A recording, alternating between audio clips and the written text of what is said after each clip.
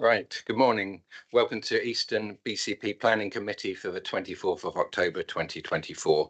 If the Democratic Services can open, please. Thank you. So just to note that this meeting is being recorded by the Council for live broadcast and will be published on the Council website for a minimum of 6 months. The meeting may also be recorded or streamed for live or subsequent broadcast by members of the public, although ultimate discretion in this matter lies with the Chair.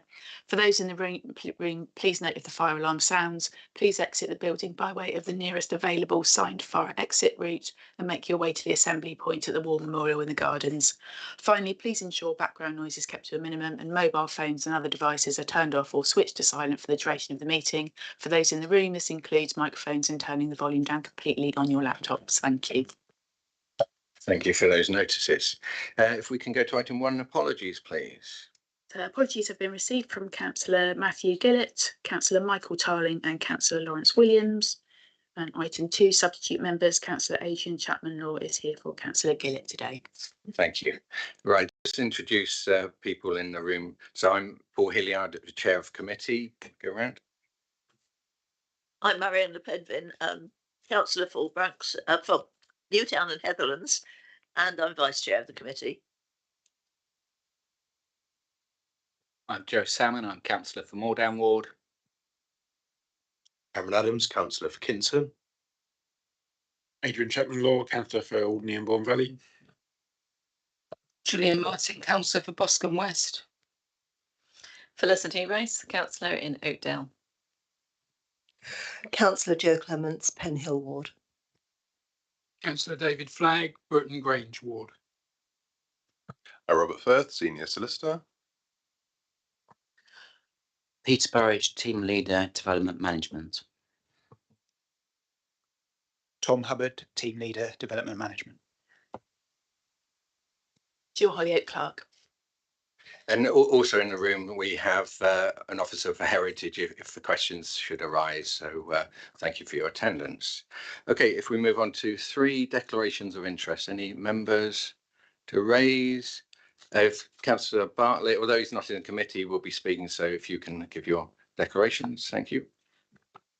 Thank you, Chair. In the interest of transparency, I wish to declare that I'm a director of the charity BH Live and its wholly owned subsidiary BH Live Enterprises Limited. These appointments are a matter of public record and they are published on the council website. I'm appointed to these positions by BCP Council and I do not receive any remuneration for these appointments. Thank you. Thank you for that. And now Matt.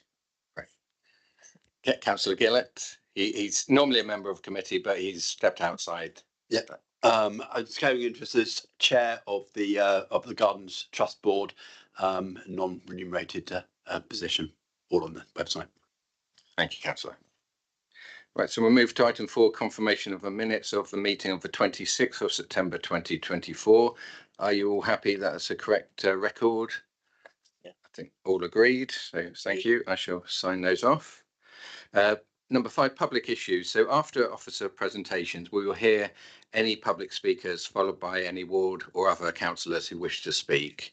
So then we move on to item 6, scheduled planning applications, and 6A, lower pleasure gardens.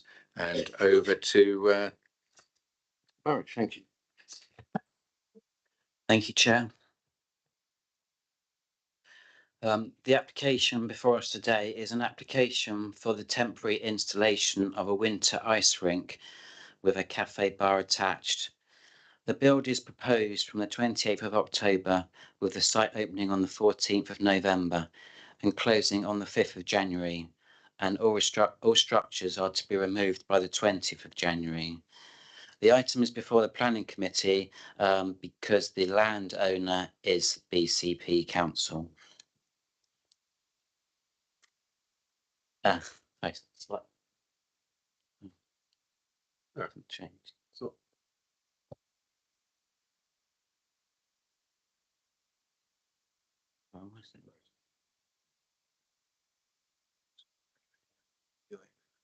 Oh, have you got 2 openings?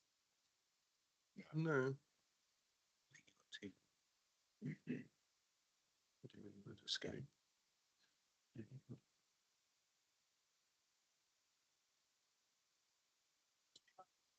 I'll try again. That's that one there. Oh, is it that one? Is it that one there? I managed to navigate the page on mine, so I think it's could have let mine. no, thank you. Just a pause as we wait for the. No, that's fine. It's just until the presentation will come up. Just a moment.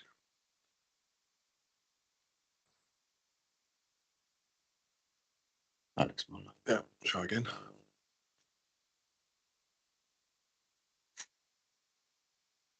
Yeah. Apologies for that. We've caught up now. This is the slide 2. This is the site location plan. Hopefully it'll change. Yes. This is a rough outline of the site location on an aerial view of the Lower Gardens. So you can see the application site is located between Bournemouth Square and the pier, closer to the square. It is a parcel of land bound on 4 sides with the River Bourne on one side and footpaths on the other 3. It is the same location as has been approved in previous years from 2016 onward. Prior to that, the ice rink was stationed on a parcel of land to the southwest. This is the site layout plan, which shows the different elements of the site. There's the bin store and a chiller area, the ice rink itself, the seating area and a bar, the ticket area, toilet facilities, etc., with public access to the facility leading in the gardens by steps and an access ramp. This slide shows the elevation drawings. This is the southwest elevation.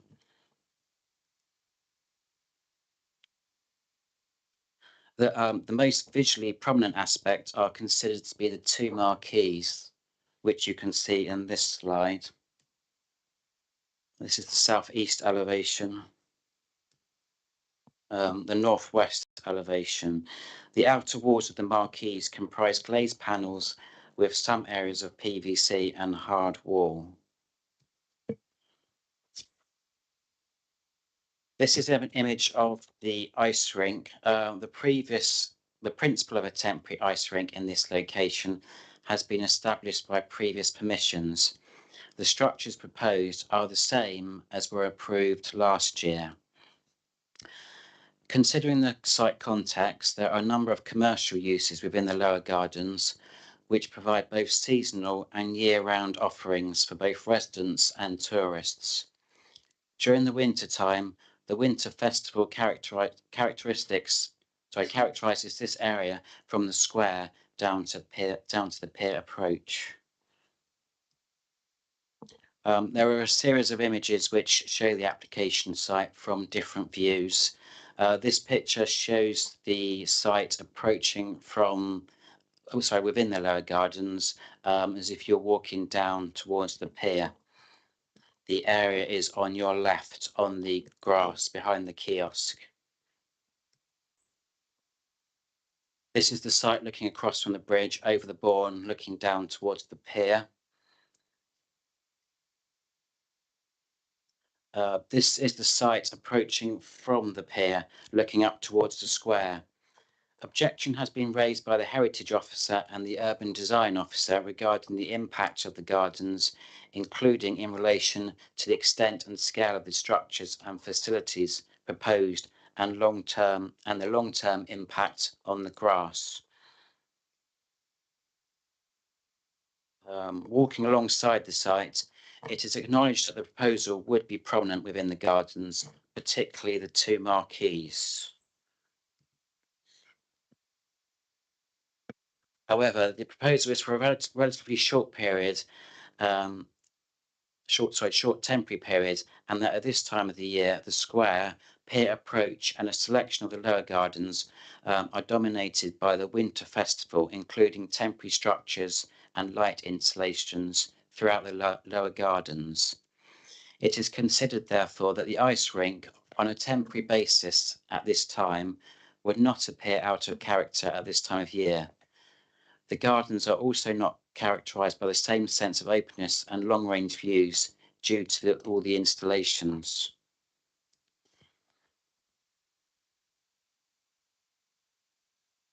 It is considered that there are clear benefits from the proposal, with the ice rink providing a draw both for residents and visitors into the town centre and the lower gardens in winter time. This final photo shows a view of the site looking down from Jervis Road. So the site is on the lower ground, on lower ground than the surrounding roads and trees providing some screening. In terms of other issues, there are trees on this site. The local planning authority tree officer is satisfied that these are adequately protected by the proposal. The local highway authority have raised no objection to the routes and dates proposed for the route closures within the gardens, nor have they objected to the proposed bin collection point, which is on Exeter Crescent next to the BH2, where bins are already stored. The events management plan includes a noise monitoring plan, which environmental health officers are happy with. They also note that no noise complaints have been received in previous years, and that action could be taken under the premises licence if issues arise. The lead local flood authority have raised no objection to the proposal and support an informative note on an emergency evacuation plan in the event of flooding. Grass protection and restoration measures are detailed in the application, and the BCP Parks team have confirmed that there is an agreement in place, including reseeding the affected areas. The proposal has also demonstrated exemption from biodiversity net gain. Overall, the principle of having a temporary ice rink within the lower gardens and on this specific parcel of land has been established over a number of years. It is acknowledged that the proposal would result in less than substantial harm to listed gardens, which are Grade 2 designated heritage assets. In accordance with the NPPF, this has been weighed against the public benefits of the scheme. Given that the proposal is for a temporary permission, it is considered that the harm is outweighed by the public benefits of the scheme. As discussed on the previous slide, other issues are all considered acceptable. Thank you, Mr. Burridge, for that. So if we now move on to public speakers, we have no speakers public speaking against objectors, but we do have Simon Smith, the applicant, speaking in support. If you come to the microphone. And just press the button to red. Hi everyone, good morning committee members. My name is Simon Smith. I'm the applicant here for the temporary ice rink in the lower gardens. As just mentioned, the proposed development is for this temporary ice rink with associated cafe and bar. It's a key cornerstone of the wider Bournemouth at Christmas offering. It's been on the site it's been in the lower gardens for 9 years now and been on this particular site and without any changes for 5 years. Historically, it's always been approved and welcomed. It's a key stakeholder in Bournemouth at Christmas. I was there in the inception of the current Christmas Tree Wonderland. We were there in the meetings when it was the offering was built up alongside the market, so all of the lights in the gardens. We've grown skate along with that to become a premier Christmas destination. I myself have been here 9 years that I've overseen this ice rink. I've overseen it from the very, very small rink, as mentioned, on the area of grass to the south of the site, where it was a capacity of about 100 people, and it's grown every single year in popularity, and it's now one of the largest ice rinks in the UK. I operate ice rinks elsewhere, and the ones in the UK, it's very well received as we go. I'm currently in negotiations to continue this tradition for another period, currently in a tender process, which I'm working with the local council events team, town centre bid, coastal bid, accommodation bid, local company Saventa who already run the markets, and we're in in negotiations to hopefully continue an ice rink, markets and Christmas lights on the site and continue growing Bournemouth at Christmas. I think the investment that I've done over the years is very significant and consequential. We've grown it every single year. We never stop innovating. We always try and improve every single year. I'm trying to demonstrate I'm in this town for the long term. I'm not here to make a quick profit and run away and leave a mess. We care very much about the town and the growth of the Bournemouth Christmas offering. The previous area was susceptible to flooding, which is why I've seen that firsthand myself, which is why we've moved up the gardens to the north. This bit of land that we're currently on, this bit of grass, is perfect for the event. It's not susceptible to flooding, and it works really well with access and everything. We have a fantastic relationship with the council events team and the parks department. Chris Wynn, head of parks, trusts us to look after this listed garden. We understand the significance and the listing nature of it. We have a walk around with the parks department where they hand it over the site. We have the same after the event where we hand it back. We care a lot. I know a lot about this park after 9 years. I know where every water main is susceptible. I know where different electricity cables are. I know how and where every single bit of green metal fencing was bent or every bin was damaged. We take special pride in making sure that we cause as minimal damage as possible. The grass obviously suffers, and we pay to have that repaired with Chris Wynn afterwards. We have a huge litter pick at the end of the event, and we do not leave Bournemouth, we do not leave the site until the Parks Department have declared themselves happy. We now employ over 85 local people for the event, obviously on a short-term basis.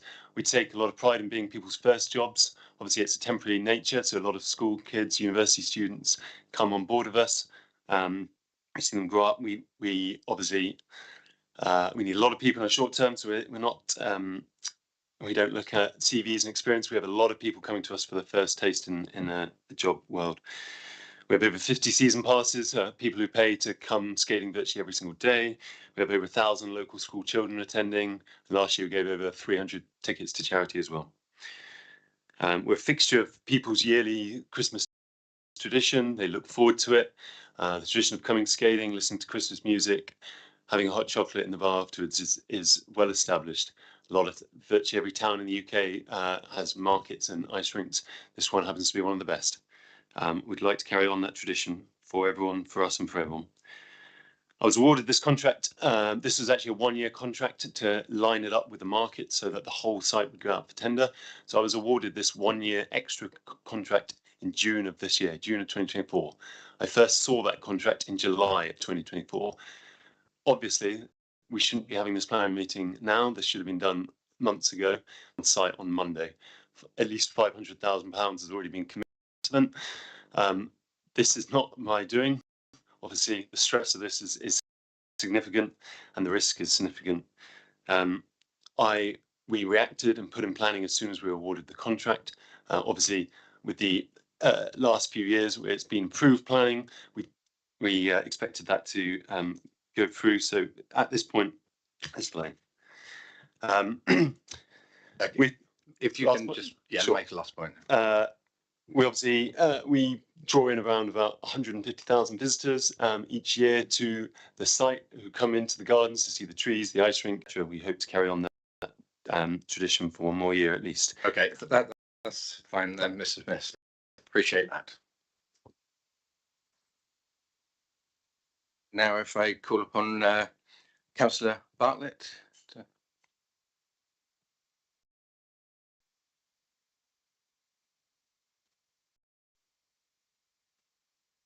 Thank you, Chair. I'm very supportive of any activity that promotes the use of the towns and visitors. However, as recognised by the in the officer's report, development does cause damage to the listed gardens, and it is this damage and the impact that it gives rise to my opposition to this application, and my objection echoes exactly those of the council's heritage officer. Development takes up the largest of the grassed area of the lower gardens, which the report describes as the lawn.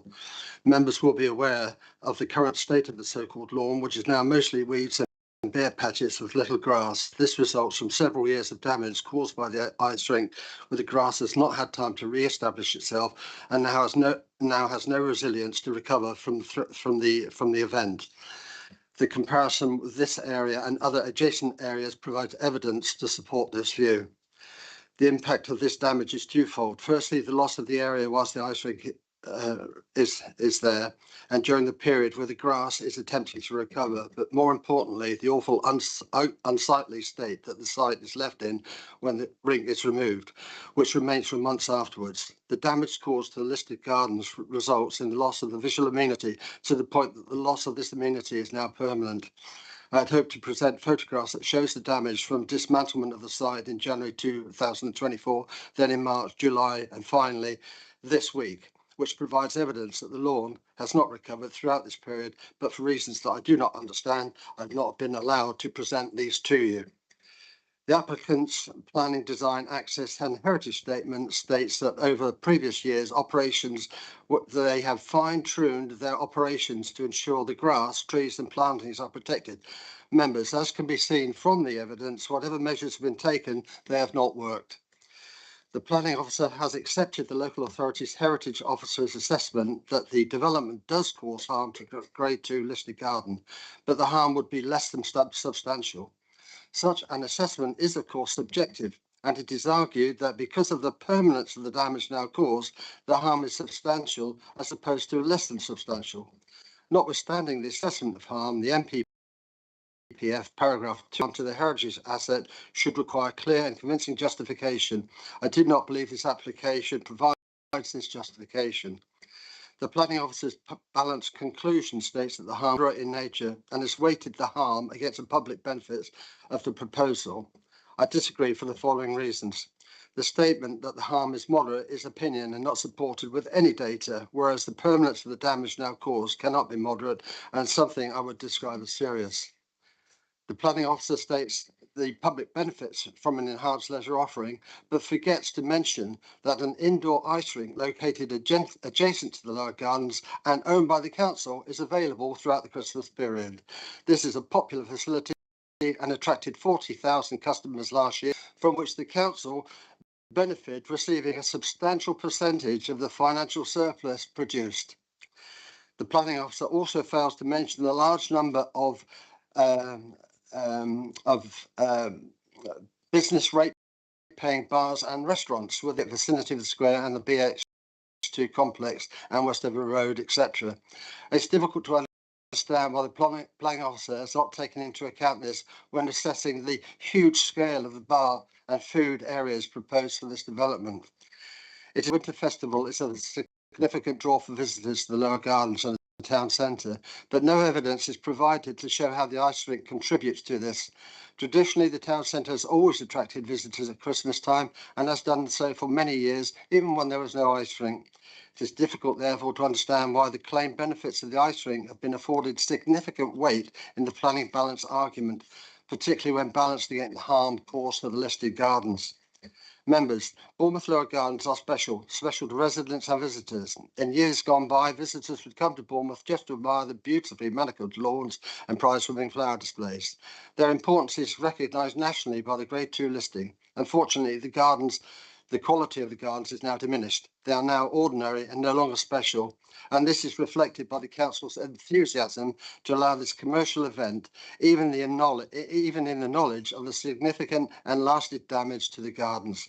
Members, I urge you to refuse this application on the grounds that it is not in accordance with the following policy: MPPF paragraphs 195, 205, 206 and 208, and the core strategy policies CS39, CS40 and CS41. Thank you, members, and in accordance with the declarations of interest, I will now leave the room. Thank you. Thank you. And now Councillor Gillett.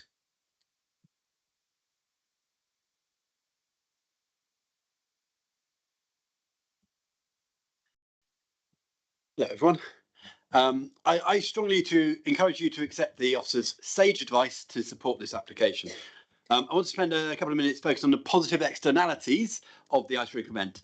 The councils of Kensington and Chelsea and Cambridge have learned retrospectively to their detriment recently that you must take into consideration positive externalities when weighing up a planning process. So over the summer, we had a few weeks where there were no managed events that had staff in situ on the site and on the area next to the square. And as a result, the council had to shut the toilets earlier than expected due to the risk of antisocial behaviour.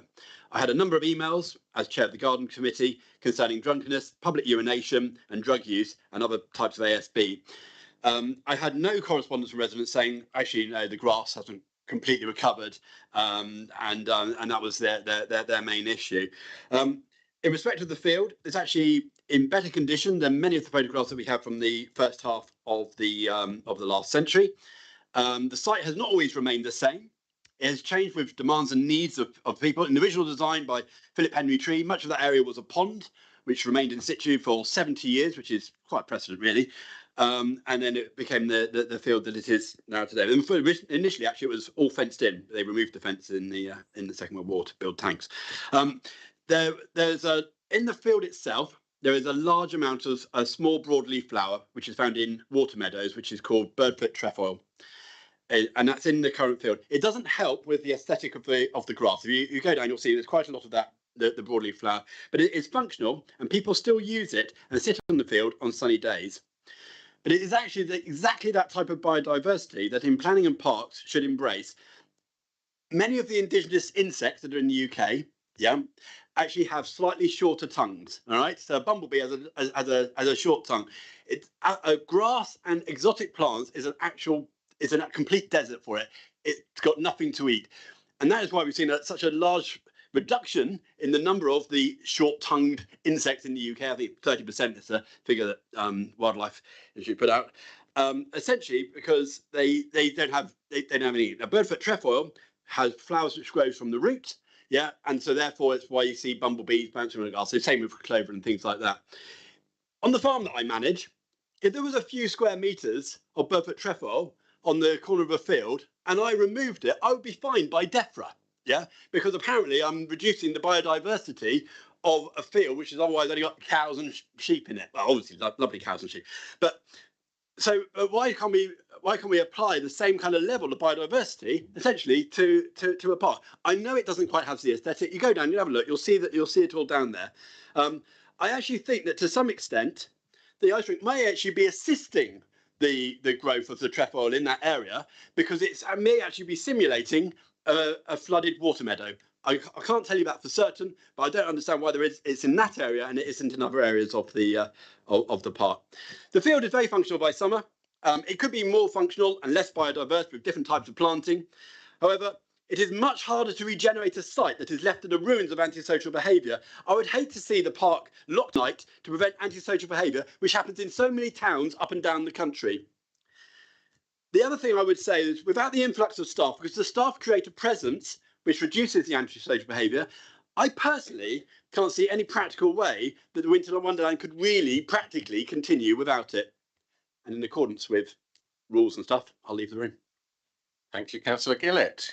Okay, so if I can ask Mr. Burridge, is there anything to add from the comments from the different parties? Thank you.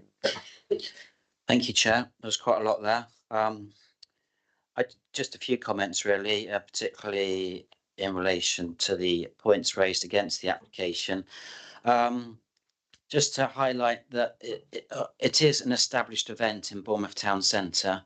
It's a well-known attraction. It draws visitors to the centre, and they will be using not only the ice rink, but they will also be going and visiting other services that the town centre offers. So I think it's important to recognise the benefits of the proposal, and that's what the officer has sought to do in the application and in the report by presenting the balance at the end. It is acknowledged that there is some harm to the designated heritage asset, but that is temporary and it's limited in nature. It's acknowledged that there has been harm to the grass.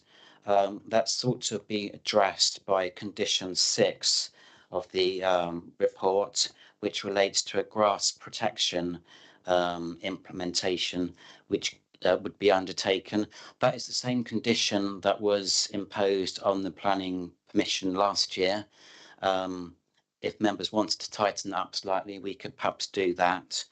In terms of the floor area, I think I'm right in saying that the ice rink covers at least 2/3 of the attraction, and that the bar area and seating is a clearly subservient element to the ice rink, which is the main attraction. And also gardens in the winter are by nature going to be less well used. People use that facility more in the summer months for sitting out on the grass, picnics, etc. So I think by having this offering, that is also obviously drawing more people to the park and again the town centre. Thank you, Mr. Parrish, for those comments. So open to members for questions first, then, please. Councillor Lepidwin. Thank you, Chair. I want to pursue this concern about the grass. I was there yesterday afternoon, so I've got very up-to-date knowledge of what it looks like now. And my concern is not that it's not pure grass and a pristine lawn. It's a concern that there is quite a sizable proportion where it's just bare mud. And these conditions, I understand from what the officer has just said, were imposed last year. They don't specifically mention the replanting. That's in the text of the report. Can he confirm whether or not replanting, resowing took place? Mr. Parrish. Well, I can confirm that as far as I'm aware, the grass protection plan was adhered to last year, and that resowing did take place. Because if it did, it wasn't very effective, is what I want to say.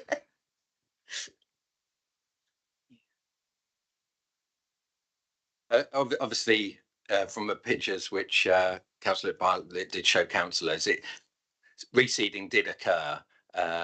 But yeah, I think the point was made by Councillor Pedevin that there are some patches and there are some ruts, and hopefully this year's plan will be more robust.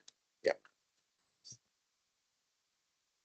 So I was just going to say, to provide some comfort, we could tighten that condition if that was considered necessary, and just put a time scale in that condition. Councillor Cox. Yeah, thanks, Chair.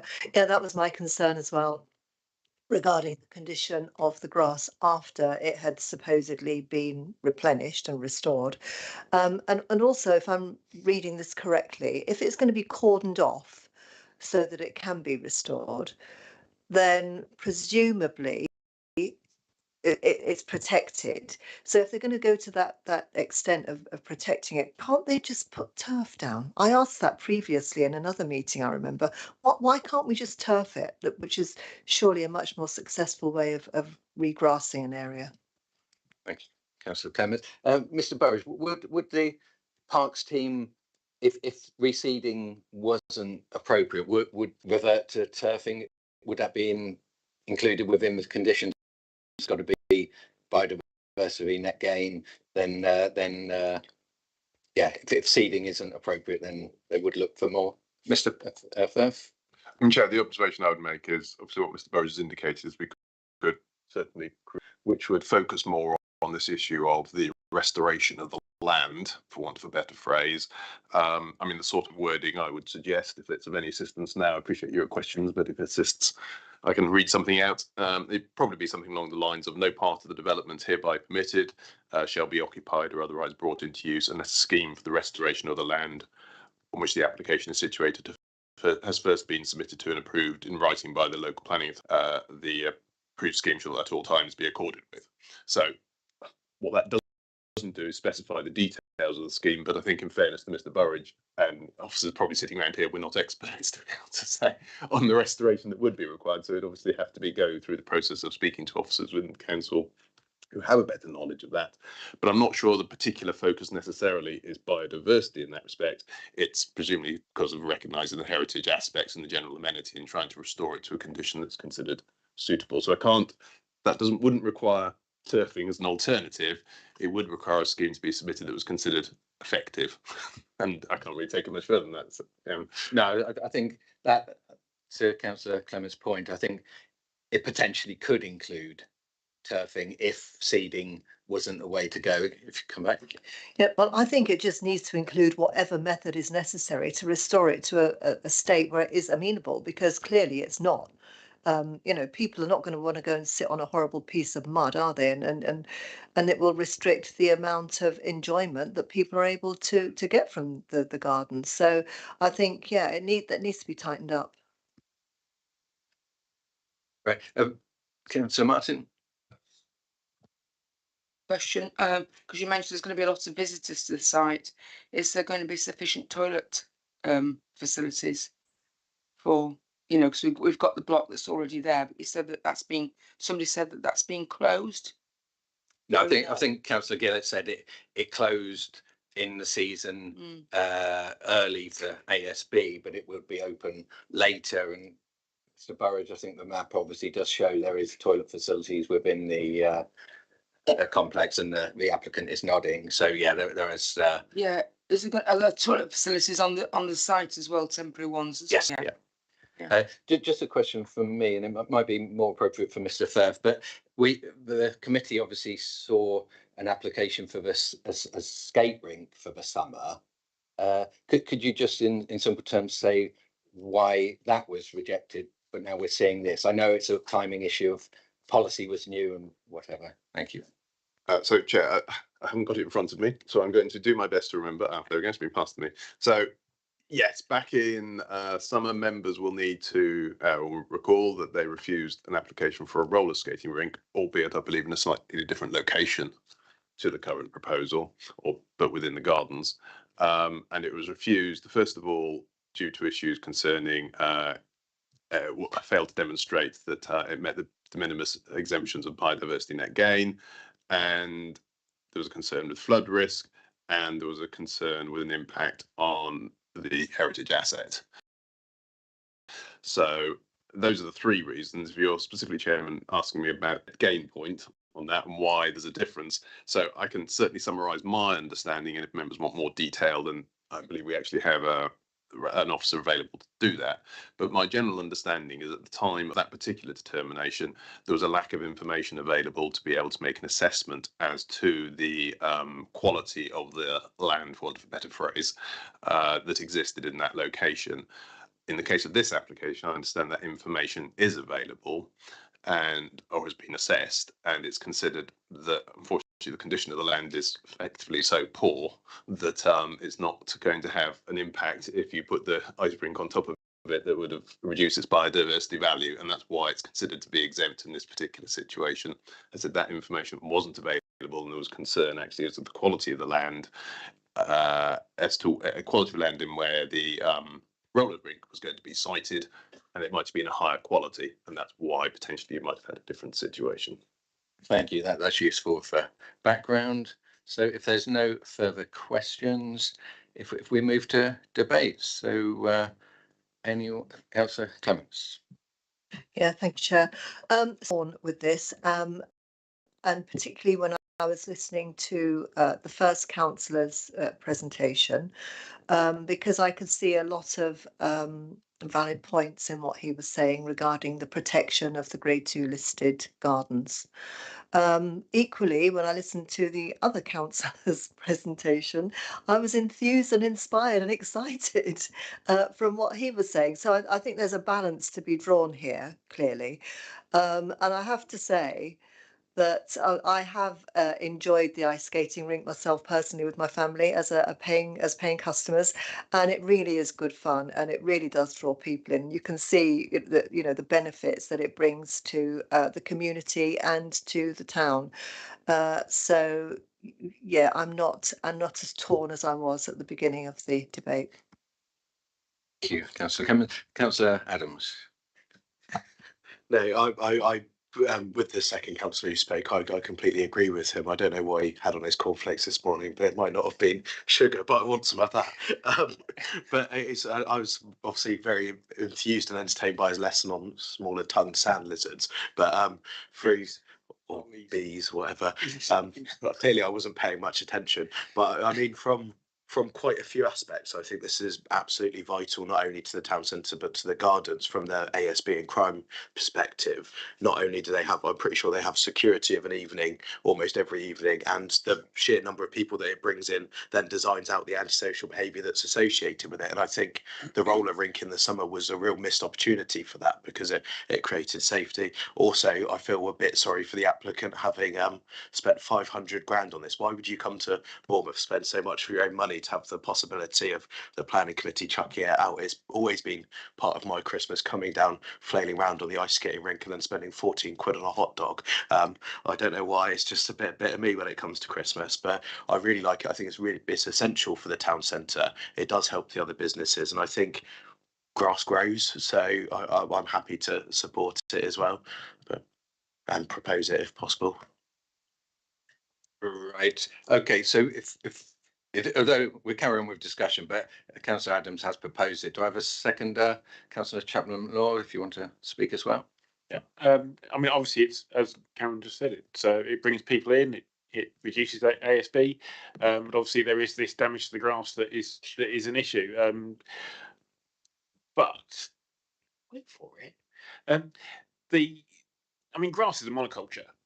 We seem to find this preciousness about grass take it a little bit too seriously, and I'm wondering if there is other options that we could put there that is, that we would recover faster.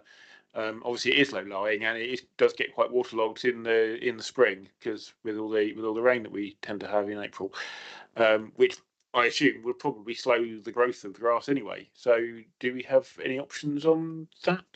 I probably should ask that question.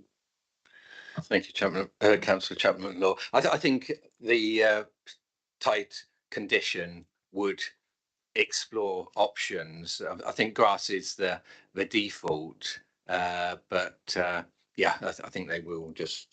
Councillor. I mean, Chair, I've just been listening to the debate, so I obviously read out a sample condition. I think what I'm getting a little uncertain about, and I think members may need to deal with this as best they can, is we can require restoration of the land to its condition, but that's potentially restoring it to its current condition, which is potentially an issue, because members are now talking about grass, then they're talking about other types of restoration. And of course, at the back of all this, members need to be mindful as to what is reasonable to require in this particular case.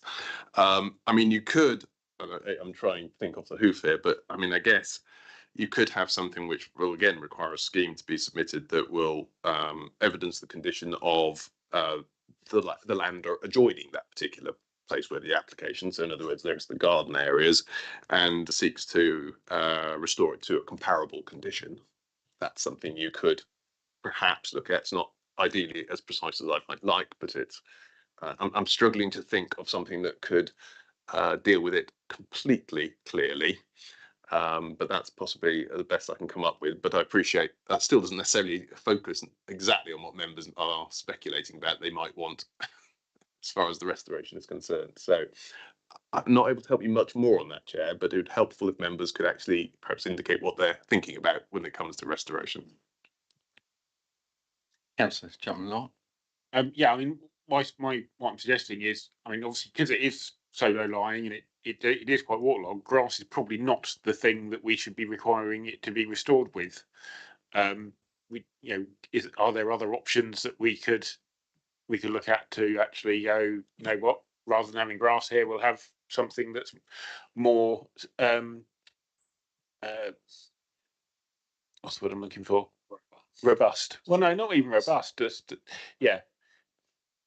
Just something that would be more applicable to the land that's the ground conditions that are there that would recover quickly. Yeah, I think we might be overstepping, because obviously there is the Lower Gardens Trust, which would be their remit, and obviously in other times of year, like we heard from Councillor Gillett, the land is used for people to sit on and play games or whatever. So I don't think we can say that it's restrict it. So I think we would have to, as Mr. Firth was saying, that, and we can't ask the applicant to go way over the top with it. It's not already there. So I think restoration, and I think it sounds as though the Lower Gardens Trust would work with the restoration, and then going forward, if there was need to be a change to make it more robust, as you say, I think it would come under their remit. So I think from a committee point of view, we got to stick with the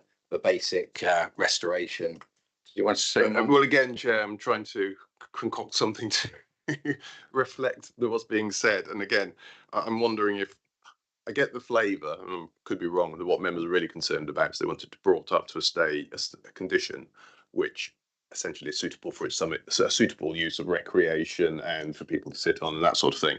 So it might be that rather than use the word restoration, which is a little confusing because it confuses you as to whether we are just brought it back to standard, it might exist now. That perhaps what you're really looking for is a scheme which will deal with the replanting of the land to a condition suitable for its use, suitable to render it usable in the summer for general recreation purposes. And something, I appreciate it's still not perfect, but I think that's really what members are trying to get at it. And Councillor Adams, would you be happy with that wording? And Councillor Chapman-Law?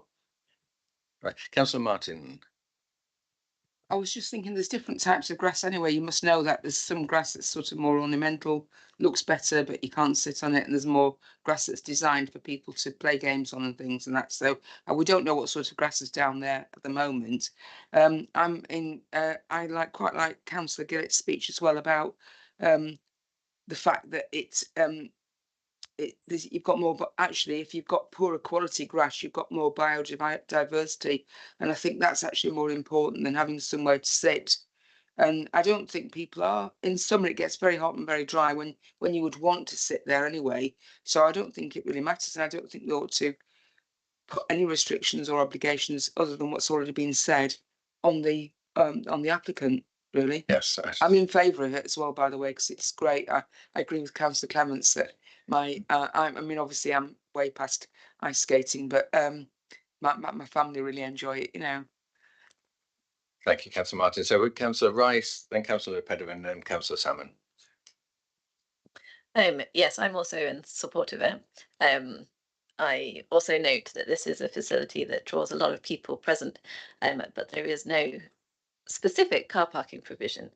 And I'd just like to highlight that the benefit of that is that people are walking there and or cycling there, but that they are then able to stop off at various different businesses, cafes or restaurants, because the car parking is not right next to the facility. And for me, that is a huge benefit of the location of this. I would also like to note that there, a few years ago, there was a large tree that fell down in the upper gardens actually, and I was told by the parks team that was due to the increase in the change in rainfall patterns, the waterlogged nature of the soil now, and that tree that had been there for 80 years had died because of climate change, basically, and the change in weather patterns. So I do wonder whether the grass is struggling to regrow, maybe due to a change in weather patterns as a consequence of climate change. So it would be interesting to know whether that is a factor or not, but I suppose just to take it into account. And I have, I suppose I'm not that fussed about introducing additional restrictions, as long as the parks team are involved, and obviously the applicant has heard everybody speak about it today, and so hopefully they will take that into consideration. The other aspect that I would like to see is something that isn't required by planning, but is something that as part of society we need to be moving towards, is understanding the carbon footprint of the operation, and where the energy is coming from to keep the ice frozen. Obviously with potentially milder winters, it's an issue because ice skates are lovely and it's great to be getting people doing social activities together, but it would be, I think it's a useful way of highlighting that our energy to do this needs to be coming from renewable sources. Thank you. Thank you, Councillor Rice. Councillor Pedder. Thank you. Yes, I acknowledge that it's of itself, it's a great asset to the town at this time of year, or rather not this time of year, in a couple of months' time. Very popular, brings people into the town, gives them a nice healthy activity to do. But as my original questioning alluded to, my concern that is in place for a maximum of 3 months from first set up to final demolition, maximum of 3 months. There's another 9 months of the year when that grass, people will want to go across that grass and to have a big bare patch. I mean, I don't know whether it's grass is appropriate, what's appropriate, but something growing there, green, that people can sit on, can walk on comfortably, is what I'm looking for. And I don't know what the answer is because I'm not an expert in that side, well, any side of horticulture. But the Parks Department or the Lower Gardens Trust presumably can be involved in that to make sure that we don't have one big patch of basically bare mud for, well, all year round, sometimes hidden under where the ice rink is, sometimes very obvious to those around it. But basically, I'm very supportive of it. Thank you. Councillor Salmon. So I've not had the same breakfast cereal as Councillor Gillett, so I just want to make sure I've got my head around everything. And I think Councillor Rice made a really sound point. Actually, we're having a big debate about the environmental impact of the grass and the grass being, not restored and whatnot. It feels like somebody who's trying to lose weight going, oh, I wake up in the morning, I have a cup of coffee, McDonald's breakfast, Greg's for lunch, and a takeaway pizza in the evening. Go, I really need to start getting healthy. Maybe I'll cut out that cup of coffee in the morning. The environmental impacts of this, which are problematic, are probably not the big ones and not that patch of grass.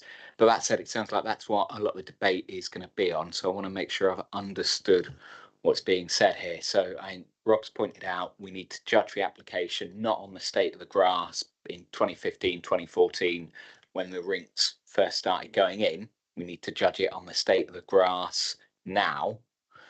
And it sounds like initially we thought if we had any kind of condition, that would be restoring the grass to the state it is in now. But it sounds like we can modify the condition that says the land has to be brought up to a state that would be better than the one it is in now and suitable for leisure and recreation. It's lovely, soft tuffets like Miss Muffet would have sat on. So I just want to get my head around that. Is that what we're saying? We're going to be able to add a condition that says the grass will be not just restored to the state it is in now, which is quite right, isn't lovely in the summer. Is that something we are saying we can do? No, I don't think we can, because obviously grass needs longer than 9 months to restore. So it won't be perfect, but it will be the state that you would be able to use. But yeah, it won't be immaculate.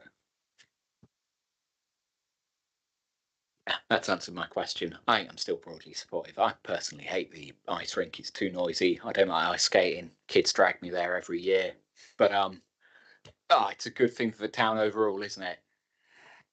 Thank you. Councillor Martin, do you want to come back with something new? I was just going to say the parks anyway, generally all over the conurbation are suffering because we just haven't got the budget anyway. So it's not the fault of the applicant coming in and, putting an ice rink down for 3 months. The fault is we haven't got the cash anyway to maintain all of the parks in. They're all suffering in Bournemouth and in the conurbation. Thank you. So, Councillor Flack. Thank you, Chair. Yeah, I'm happy to support the application. My concern is the grass. I think everybody's concern is the grass. And I just want to know who's going to be responsible for the restoration of the grass. Is it in conjunction with the applicant and the Parks Department, or is it purely the applicant has to oversee the restoration? Because I feel that the Parks Department should be involved and regular checks should be made upon it to keep it, or at least bring it back to a reasonable, acceptable position. Thank you.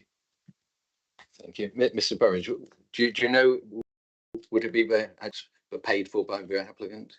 Yes, that's my understanding. Yes, it would be the Parks Department that would do the works, and that would be funded by the applicant.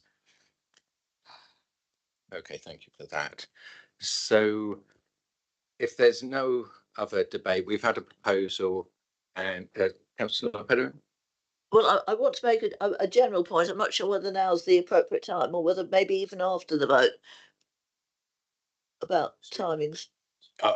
Yeah.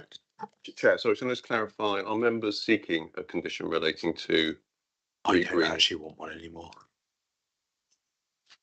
Actually, I've heard the debate, changed my mind, been off the condition, let the guy have his ice rink. Obviously, I know Councillor Clement specifically made the point to make it robust, and I think the wording as is, whilst it's talking about grass protection, I thought the debate was going that the wording suggested by Mr. Firth just added that little bit higher level. It's not. If he gives us his suggested wording, we can decide which one we think's better. My suggestion is that wording gets more complicated as we go through the debate.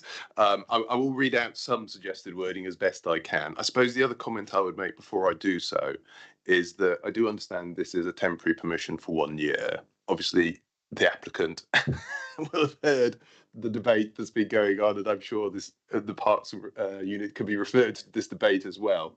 So I guess in that sense, the point I'm making is you will have potentially another opportunity to review what's happened next time, and if obviously it's not working, then you may well be looking for something far more robust the following time. So that said, and again, this is the best I've been able to come up with, and I apologise, I'm still writing it as we go, but it would be wording along the lines of no part of the development hereby permitted shall be occupied or otherwise brought into use unless a scheme for, and this is the word I've come up with, scheme for the replanting stroke regreening of the land that seeks to minimise bare patches within a period of 4 months. It picks up the point that's made, and will make it suitable for general recreational purposes by that time, has been submitted to and approved in writing by the local planning authority prior to it being occupied and first brought into use, and the scheme shall thereafter be accorded with. So, sorry, quick question on that. But aren't they meant to be starting building on Monday? That's quite a short turnaround. Did he say Monday? That's, I mean, that gives it what? So what it says, so again, what it says, no part of development hereby shall be occupied or otherwise brought into use. So the trigger would be occupied. I also, and it's not in front of me, but if I try and move backwards, I'm aware, because it says so here, that there is already a grass restoration plan with the parks team. So I would hope that the amount of work necessary to deliver something that worked probably is fairly limited, but I don't know that. I'm simply reading from the script that's written there. So, Councillor Adams. Good to go with that. So, Councillor Adams, Councillor. Yeah, go on with that. Yeah, happy with that condition. Obviously, I think that the main it will be grass, so that it doesn't trigger a BNG condition. So that the other point I would make is actually a key part about it was the heritage, and I think for the 3-month period. The temporary use is, I think it does protect the heritage. So again, I'm happy to support that. Councillor Rice, is it a new point? Just a minor thing. Maybe instead of regraining, reseeding sounds better. You were probably looking for the word.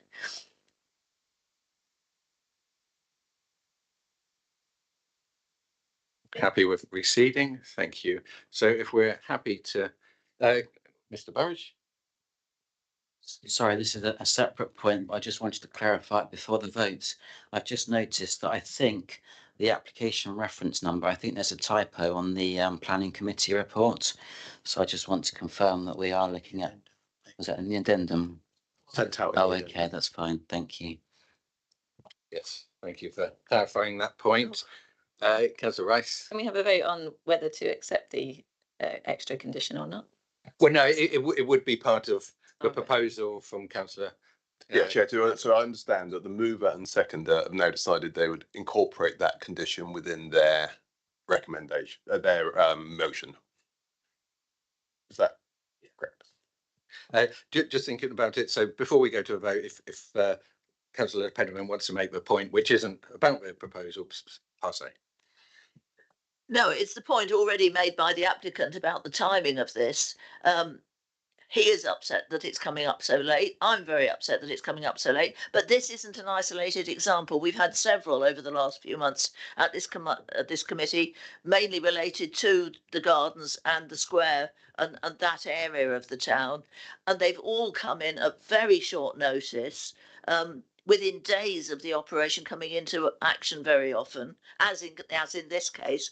And I'm just making a plea to whoever is responsible, and now I accept it. In this case, it isn't probably the applicant. It may not have been in the other cases. I don't know, but you know, things have got to move much earlier. We ought to have an application in at least a month, at least for into committee, at least a month before it's coming due to start operation or be set up or anything. So I hope whoever can do something about that will be listening to this and take it on board, because it is not fair on anybody. I mean, the previous one, we actually refused, and they'd already spent a lot of money on the project. They'd sold tickets for it, and we refused it. Well, that's no good to anyone. That should not happen like that. Thank you, Councillor Pedder, and Councillor Rice on that Last point. clarification on the terminology of occupation. So obviously nobody's going to be living at this site. So are they, if they were granted permission, they would be able to start work on the site on Monday? It was shall be occupied or otherwise brought into use. So we could just say brought into use if you want to avoid that. Shall not be brought into shall not be brought into use unless. So does that mean that they can start work on the site on Monday? Because for me that means being brought into use. But well, again, so I'm having mutterings. I mean, we could shall be opened for use by customers or something like that if you want to. I just want to make sure that we're not accidentally voting on something that will cause a delay on the Monday. I mean, I would distinguish between use and operational activities personally. So I think use is how you use it. It's not concerned with the construction. But except if you members want, we can have an alternative, which would not be open to use by customers, if that gives members more comfort. So, Councillor Adams, are you happy with brought into use for customers? So just say, yeah. Just the use part. Prior to any customer, prior to use by any customer. And Councillor Chapman Law, you were happy with that. Okay, so I think we are there. So if you can vote now, if you're in favour of this short-term temporary installation. 1, 2, 3, 4, 5, 6, 7, 8, 9. So it's unanimous. That's a unanimous decision to approve that temporary installation. Thank you. And that is the only item. So that is the end of this meeting.